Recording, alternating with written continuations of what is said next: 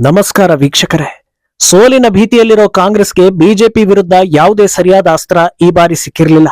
ಇಂಥ ಹೊತ್ತಲ್ಲಿ ಕಾಂಗ್ರೆಸ್ ದೃಷ್ಟಿ ನೆಟ್ಟಿರೋದು ಪ್ರಧಾನಿ ಮೋದಿಯ ಇತ್ತೀಚೆಗಿನ ಭಾಷಣದ ಮೇಲೆ. ಮಂಗಳ ಸೂತ್ರದ ಬಗ್ಗೆ ಪ್ರಧಾನಿ ಮೋದಿ ಮಾತನಾಡಿದ್ದೇ ತಡ ಇದ್ದಕ್ಕಿದ್ದಂತೆ ಹೆಣ್ಣು ಮಕ್ಕಳ ಮೇಲೆ ಪ್ರೀತಿ ಉಕ್ಕಿ ಬಂದಿದೆ. ಪ್ರಧಾನಿ ಮೋದಿ ಹೇಳಿದ್ದು ಸರಿಯಿಲ್ಲ ಅಂತ ಕಾಂಗ್ರೆಸ್ ನಾಯಕರು ಆಕ್ರೋಶವನ್ನ ಹೊರ ಹಾಕ್ತಾ ಇದ್ದಾರೆ. ಅದರಲ್ಲೂ ಈಗ ಪ್ರಿಯಾಂಕಾ ವಾದ್ರಾ ಮಂಗಳ ಸೂತ್ರದ ವಿಚಾರದಲ್ಲಿ ದೊಡ್ಡ ಸ್ಟೇಟ್ಮೆಂಟ್ ಒಂದನ್ನ ನೀಡಿದ್ದಾರೆ. ಅದೇನಂದ್ರೆ, ದೇಶಕ್ಕಾಗಿ ತಮ್ಮ ತಾಯಿ ಮಂಗಳ ಸೂತ್ರವನ್ನ ತ್ಯಾಗ ಮಾಡಿದ್ರು ಅಂತ ಪ್ರಿಯಾಂಕಾ ಹೇಳಿದ್ದಾರೆ.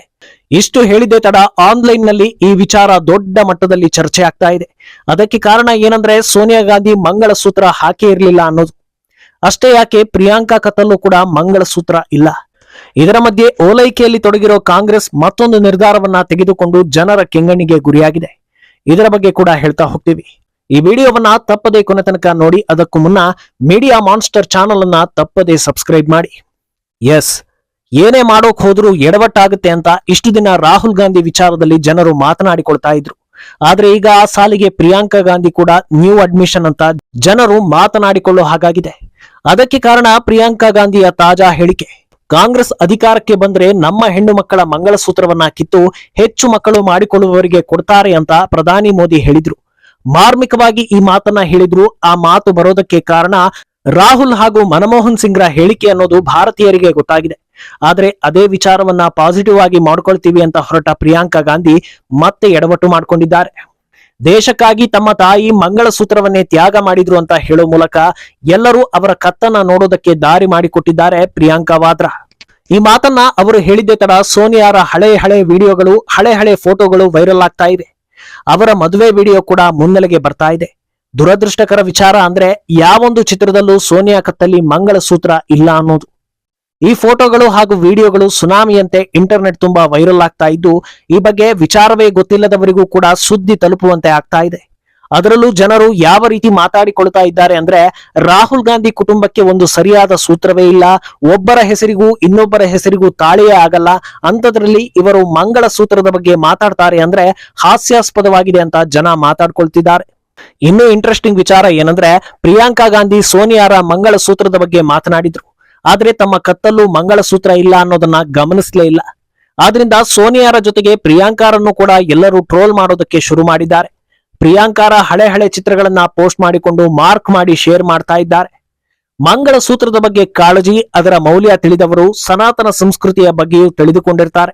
ಆದ್ರೆ ಪ್ರಿಯಾಂಕಾ ಗಾಂಧಿ ಫೋಟೋಗಳನ್ನ ನೋಡ್ತಾ ಹೋದ್ರೆ ಭಾಗಶಃ ಯಾವುದೇ ಫೋಟೋಗಳಲ್ಲೂ ಅವರು ಕುಂಕುಮ ಇಟ್ಟಿದ್ದು ಕಾಣಲ್ಲ, ಮಂಗಳ ಸೂತ್ರವೂ ಇಲ್ಲ.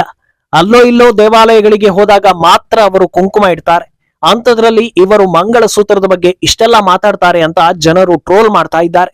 ಇನ್ನು ಕೆಲವರು ಪ್ರಧಾನಿ ಮೋದಿ ಮಾತನ್ನ ಟ್ಯಾಕಲ್ ಮಾಡಿ ಟಕ್ಕರ್ ಕೊಟ್ಟಿರೋದು ರಾಜಕೀಯವಾಗಿ ನೋಡಿದರೆ ಸರಿಯೇ, ಆದ್ರೆ ಈ ತಿರುಗೇಟು ಕೊಡೋ ಹೊತ್ತಲ್ಲಾದ್ರೂ ಕನಿಷ್ಠ ಪಕ್ಷ ಹಣೆಗೆ ಕುಂಕುಮ, ಮಂಗಳ ಸೂತ್ರವನ್ನ ಧರಿಸಿ ಬರಬೇಕಿತ್ತಲ್ವಾ ಅಂತ ಮಾತನಾಡಿಕೊಳ್ತಾ ಇದ್ದಾರೆ. ಇನ್ನೂ ಒಂದು ಹಂತ ಮುಂದಕ್ಕೆ ಹೋಗಿ ಮಾತನಾಡಿರೋ ಪ್ರಿಯಾಂಕಾ ವಾದ್ರಾ, ಭಾರತಕ್ಕೆ ಸ್ವಾತಂತ್ರ್ಯ ಬಂದ ಬಳಿಕ ಸುಮಾರು 70 ವರ್ಷ ಕಾಂಗ್ರೆಸ್ ಆಡಳಿತ ಇತ್ತು. ನಮ್ಮ ಆಡಳಿತದಲ್ಲಿ ಯಾವ್ದಾದ್ರೂ ಹೆಣ್ಣು ಮಕ್ಕಳ ಮಾಂಗಲ್ಯ ಸೂತ್ರ ಕಸಿದಿದ್ದೇವಾ ಅಥವಾ ಚಿನ್ನ ಕದ್ದಿದ್ದೇವಾ ಅಂತ ಪ್ರಶ್ನಿಸಿದ್ದಾರೆ. ಅಲ್ಲದೆ ಯುದ್ಧದ ಸಂದರ್ಭದಲ್ಲಿ ನಮ್ಮ ಅಜ್ಜಿ ಇಂದಿರಾ ಗಾಂಧಿ ತಮ್ಮ ಬಳಿ ಇದ್ದ ಚಿನ್ನವನ್ನ ದೇಶಕ್ಕಾಗಿ ಸಮರ್ಪಿಸಿದ್ರು ಅಂತ ಹೇಳಿದ್ದಾರೆ. ಈ ವಿಚಾರವೂ ಕೂಡ ಸಿಕ್ಕಾಪಟ್ಟೆ ಚರ್ಚೆಗೆ ಕಾರಣವಾಗ್ತಾ ಇದೆ. ಪ್ರಿಯಾಂಕಾ ಗಾಂಧಿ ತಮ್ಮ ಅಜ್ಜಿ ಮಾಡಿದ ತ್ಯಾಗದ ಬಗ್ಗೆ ಮಾತನಾಡ್ತಾ ಇದ್ರೆ ನೆಟ್ಟಿಗರು ಬೇರೆಯದ್ದೇ ರೀತಿಯಲ್ಲಿ ಪ್ರಶ್ನೆ ಮಾಡ್ತಾ ಇದ್ದಾರೆ. ಅದೇನಂದ್ರೆ, ದೇಶಕ್ಕೆ ನೀಡುವಷ್ಟು ಚಿನ್ನ ಇತ್ತು ಅಂದ್ರೆ ಅದೆಲ್ಲ ಅವರ ಬಳಿ ಹೇಗೆ ಬಂತು ಅನ್ನೋದನ್ನ ಪ್ರಶ್ನೆ ಮಾಡ್ತಾ ಇದ್ದಾರೆ. ಆದ್ರಿಂದ ಮಂಗಳ ಸೂತ್ರದ ವಿಚಾರದ ಬಗ್ಗೆ ಮಾತನಾಡೋಕೆ ಹೋಗಿ ಮತ್ತೆ ಕಾಂಗ್ರೆಸ್ ಸಿಕ್ಕಿ ಹಾಕಿಕೊಂಡಿದೆ ಅಂತ ಜನರು ಮಾತಾಡ್ತಿದ್ದಾರೆ. ಇನ್ನು ಈ ವಿಚಾರದ ಬಗ್ಗೆ ರಾಜ್ಯದ ನಾಯಕರನ್ನು ಕೂಡ ಜನರು ಬಿಡ್ತಾ ಇಲ್ಲ. ಮಂಗಳ ಸೂತ್ರದ ಮಹತ್ವ ಗೊತ್ತಿದ್ರೆ ಇವರು ಯಾಕೆ ಹಿಂದೂ ವಿರೋಧಿ ನಡೆಯನ್ನ ಅನುಸರಿಸ್ತಾ ಇದ್ರು ಅಂತಲೂ ಜನರು ಪ್ರಶ್ನೆ ಮಾಡ್ತಾ ಇದ್ದಾರೆ. ಸಿದ್ದರಾಮಯ್ಯರ ಹಳೆ ಇನ್ಸಿಡೆಂಟ್ ಅನ್ನ ನೆನಪಿಗೆ ತರ್ತಾ ಇರೋ ಜನರು, ಕುಂಕುಮ ಹಚ್ಚಿದ್ರೆ ಅಲರ್ಜಿ ಎನ್ನುವಂತೆ ಸಿದ್ದರಾಮಯ್ಯ ವರ್ತಿಸಿರೋದಕ್ಕೆ ಹಲವು ಉದಾಹರಣೆಗಳಿವೆ. ಹಿಂದೂ ಸಂಪ್ರದಾಯದಂತೆ ಕೇಸರಿ ಪೇಟ ತೊಡಿಸಿದ್ರೆ ಅದನ್ನ ಪಕ್ಕಕ್ಕೆ ಎಸಿತಾರೆ. ದೇಗುಲಕ್ಕೆ ಬರೋದಕ್ಕೆ ಒಲ್ಲೆ ಎನ್ನುವವರು ಇತರೆ ಧರ್ಮದ ಧಾರ್ಮಿಕ ಕೇಂದ್ರಗಳಿಗೆ ಉತ್ಸಾಹದಿಂದ ಹೋಗ್ತಾರೆ. ಆದ್ರಿಂದ ಕಾಂಗ್ರೆಸ್ಗೆ ಮಂಗಳ ಸೂತ್ರದ ಪರವಾಗಿ ಮಾತನಾಡೋ ಯಾವ ಅಧಿಕಾರವೂ ಇಲ್ಲ ಅಂತ ಜನರು ಮಾತನಾಡಿಕೊಳ್ತಾ ಇದ್ದಾರೆ. ಇದಿಷ್ಟೇ ಅಲ್ಲದೆ, ಕಾಂಗ್ರೆಸ್ಗೆ ಬೆಂಬಲ ಸೂಚಿಸುವವರು ಯಾರು ಅಂತ ನೋಡ್ತಾ ಹೋದ್ರೆ, ಯಾರೆಲ್ಲ ಸನಾತನ ಧರ್ಮದ ಬಗ್ಗೆ ಮೈತುಂಬಾ ವಿಷಯ ಇಟ್ಕೊಂಡಿದ್ದಾರೋ ಅಂತವರೇ ಇರೋದು. ಸನಾತನ ಸಂಪ್ರದಾಯಕ್ಕೆ ವಿರುದ್ಧವಾಗಿ ನಡೆಯುವವರು ಹೇಗಿರ್ತಾರೆ ಅನ್ನೋದು ಅವರನ್ನ ನೋಡಿದ್ರೆ ಗೊತ್ತಾಗುತ್ತೆ. ಇಂಥವರಿಗೆ ಬೆಂಬಲ ನೀಡುವವರಿಗೆ ಮಂಗಳ ಸೂತ್ರದ ಬಗ್ಗೆ ಮಾತನಾಡೋ ಯಾವ ನೈತಿಕ ಅಧಿಕಾರವೂ ಇಲ್ಲ ಅಂತ ಜನರು ಮಾತನಾಡಿಕೊಳ್ತಾ ಇದ್ದಾರೆ. ಇನ್ನು ಇದೆಲ್ಲದರ ಜೊತೆಗೆ ಇತ್ತೀಚೆಗೆ ಕಾಂಗ್ರೆಸ್ ಅತಿಯಾದ ಓಲೈಕೆಯಲ್ಲಿ ತೊಡಗಿದೆ ಅನ್ನೋ ಆರೋಪ ಬೇರೆ ಇದೆ. ಅದಕ್ಕೆ ತಕ್ಕಂತೆ ಮತ್ತೊಂದು ಹೆಜ್ಜೆ ಇರಿಸೋದಕ್ಕೆ ಕಾಂಗ್ರೆಸ್ ಮುಂದಾಗಿದೆ. ಮುಸ್ಲಿಂ ಸಮುದಾಯವನ್ನ ಹಿಂದುಳಿದ ವರ್ಗಕ್ಕೆ ಸೇರಿಸೋ ಬಗ್ಗೆ ಸಿದ್ದರಾಮಯ್ಯ ನೇತೃತ್ವದ ಸರ್ಕಾರ ಚಿಂತಿಸಿದೆ. ಆದರೆ ಇದರ ಮೊದಲ ಹೆಜ್ಜೆ ಇಡ್ತಾ ಇದ್ದಂತೆ ತೀವ್ರ ಮುಖಭಂಗ ಉಂಟಾಗಿದೆ. ಮೀಸಲು ಉದ್ದೇಶಕ್ಕಾಗಿ ಮುಸ್ಲಿಂ ಸಮುದಾಯವನ್ನ ಹಿಂದುಳಿದ ಜಾತಿ ಅಂತ ವರ್ಗೀಕರಿಸುವ ಕರ್ನಾಟಕ ಸರ್ಕಾರದ ನಿರ್ಧಾರವನ್ನ ರಾಷ್ಟ್ರೀಯ ಹಿಂದುಳಿದ ವರ್ಗಗಳ ಆಯೋಗ ತೀವ್ರವಾಗಿ ಟೀಕಿಸಿದೆ. ಕರ್ನಾಟಕ ಸರ್ಕಾರದ ಈ ನಿಲುವು ಸಾಮಾಜಿಕ ನ್ಯಾಯ ಕುರಿತು ಸಂವಿಧಾನದ ಆಶಯಗಳಿಗೆ ವಿರುದ್ಧವಾಗಿದೆ ಅಂತ ಹೇಳಿದೆ. ಮುಸ್ಲಿಂ ಧರ್ಮದೊಳಗಿನ ಎಲ್ಲಾ ಜಾತಿಗಳು ಮತ್ತು ಸಮುದಾಯಗಳನ್ನ ಹಿಂದುಳಿದ ವರ್ಗಗಳ ರಾಜ್ಯ ಪಟ್ಟಿಯಲ್ಲಿ ವರ್ಗ 2A ಅಡಿಯಲ್ಲಿ ಸಾಮಾಜಿಕವಾಗಿ ಹಾಗೂ ಶೈಕ್ಷಣಿಕವಾಗಿ ಹಿಂದುಳಿದ ವರ್ಗಗಳಾಗಿ ಸೇರಿಸಲಾಗಿದೆ. ಇದನ್ನ ಕರ್ನಾಟಕ ಹಿಂದುಳಿದ ವರ್ಗಗಳ ಕಲ್ಯಾಣ ಇಲಾಖೆಯ ಡೇಟಾಗಳು ಹೇಳ್ತಾ ಇವೆ. ರಾಷ್ಟ್ರೀಯ ಹಿಂದುಳಿದ ವರ್ಗಗಳ ಆಯೋಗ ಕಳೆದ ವರ್ಷ ರಾಜ್ಯಕ್ಕೆ ಭೇಟಿ ನೀಡಿದ ಸಂದರ್ಭದಲ್ಲಿ ಶೈಕ್ಷಣಿಕ ಸಂಸ್ಥೆಗಳು ಮತ್ತು ಸರ್ಕಾರಿ ಉದ್ಯೋಗಗಳಲ್ಲಿ ಒಬಿಸಿ ಮೀಸಲು ಕುರಿತ ಕರ್ನಾಟಕ ಸರ್ಕಾರದ ಮೀಸಲು ನೀತಿಯನ್ನ ಪರಿಶೀಲಿಸಿತು.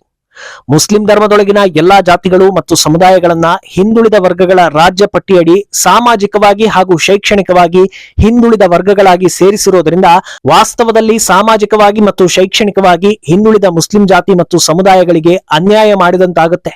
ಇಂಥ ಮೀಸಲು ನೀತಿ ಸಾಮಾಜಿಕ ನ್ಯಾಯದ ಆಶಯಗಳಿಗೆ ವಿರುದ್ಧವಾಗಿದೆ ಅಂತ ಎನ್ಸಿಬಿ ಹೇಳಿದೆ. ಇನ್ನು ಇದೆಲ್ಲ ಬೆಳವಣಿಗೆಗಳಿಂದ ಜನರನ್ನ ಬೇರ್ಪಡಿಸೋ ಕೆಲಸವನ್ನ ಕಾಂಗ್ರೆಸ್ ಮಾಡ್ತಾ ಇದೆ ಅನ್ನೋ ಆರೋಪ ಕೂಡ ದಟ್ಟವಾಗಿ ಕೇಳಿ ಬರ್ತಾ ಇದೆ. ಯಾಕಂದ್ರೆ ಬೇರೆ ಎಲ್ಲಾ ಪಕ್ಷದವರಿಗಿಂತ ಸಾಮಾಜಿಕ ನ್ಯಾಯದ ಬಗ್ಗೆ ಮಾತನಾಡೋದೇ ಕಾಂಗ್ರೆಸ್. ಸಾಮಾಜಿಕ ನ್ಯಾಯ ಅಂದ್ರೆ ದೇಶದಲ್ಲಿ ಇರುವವರಿಗೆಲ್ಲ ಒಂದೇ ರೀತಿಯ ನ್ಯಾಯ ಕೊಡಿಸೋದು ಅಂತ. ಆದ್ರೆ ಇದಕ್ಕೆ ಮಾತ್ರ ಕಾಂಗ್ರೆಸ್ ಅವಕಾಶ ಕೊಡ್ತಾ ಇಲ್ಲ ಅನ್ನೋ ಆರೋಪ ಕೇಳ್ತಾ ಇದೆ. ಯಾಕಂದ್ರೆ ಎಲ್ಲರೂ ಒಂದೇ ಅನ್ನೋ ಕಾರಣಕ್ಕೆ ಯುಸಿಸಿ ಜಾರಿಗೆ ಕೇಂದ್ರ ಸರ್ಕಾರ ಮುಂದಾಗಿತ್ತು. ಆದ್ರೆ ಅದಕ್ಕೆ ಕಾಂಗ್ರೆಸ್ ವಿರೋಧ ಮಾಡ್ತಾ ಇದೆ. ಆಸ್ತಿ ಮರುಹಂಚಿಕೆ ವಿಚಾರ ಬಂದ್ರೆ ದೇಶದ ಆಸ್ತಿಯನ್ನೆಲ್ಲ ಕಿತ್ತು ಒಂದು ಸಮುದಾಯಕ್ಕೆ ಹಂಚ್ತೀವಿ ಅನ್ನೋದನ್ನ ಮುಲಾಜೆ ಇಲ್ಲದೆ ಕ್ಲಿಯರ್ ಕಟ್ ಆಗಿ ಕಾಂಗ್ರೆಸ್ ಹೇಳುತ್ತೆ.